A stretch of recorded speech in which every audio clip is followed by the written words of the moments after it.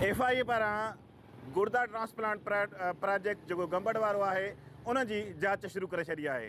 WTN जी असां ख़बर नशर कई हुईसीं त जेको आहे अब्दुल्ला जान जेको वज़ीरिस्तान जो रहवासी हो, जंहिंखे ओकाड़ा जे ताज बी गुर्दो डोनेट कयो हो, उहो डोनर उनजो फेक हो, जंहिंखां पोइ FIA नोटिस वरितो आहे। नोटिस वठण खां पोइ FIA जेको आहे जांच शुरू करे छॾी आहे।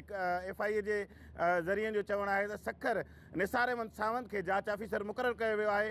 ऐं जेको आहे हीअ असां स्टोरी WTN ते कुझु ॾींहं अॻु ब्रेक कई हुई, जंहिंजो नोटिस वरितो वियो आहे। हिन जॾहिं त गुर्दनि जे जो कारोबार में 2023 में टेक्सला में हिकिड़ो केस ज़ाहिर थियो हो, जंहिंमें सर्जन खे 7 साल सज़ा 10 लख जुर्मानो विधो वियो। जॾहिं त हिन केस खे असेस करण वारनि जेके असिस्टेंट प्रोफेसर ऐं ॿी टीम आहे, उनखे 3 साल सज़ा ऐं 10 लख जुर्मानो विधो वियो। जॾहिं त जेको आहे पाकिस्तान जो कानून चवे थो त जेके ब्लड रिलेटिव आहिनि, यानी ॾाॾाणकी औलाद वारा जेके रिश्ता आहिनि, उहे ई कंहिंखे जिगर या गुर्दो डोनेट करे सघनि था, मगर ही कानून जे उपतड़ ट्रांसप्लांट कयो वियो हुयो। जंहिंखां पोइ FIA जांच शुरू करे छॾी आहे।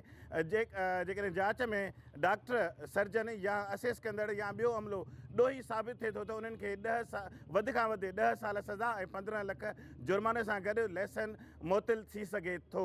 जॾहिं त घटि खां घटि सज़ा असेस करण वारनि खे 3 साल ऐं 7 लख जुर्मानो पइजी सघे थो। जॾहिं त सर्जन खे 7 साल सज़ा ऐं 15 लख जुर्मानो पइजी सघे थो। ऐं जंहिंखां पोइ जेका ट्रांसप्लांट टीम आहे पाकिस्तान में किथे बि ट्रांसप्लांट न करे सघंदी।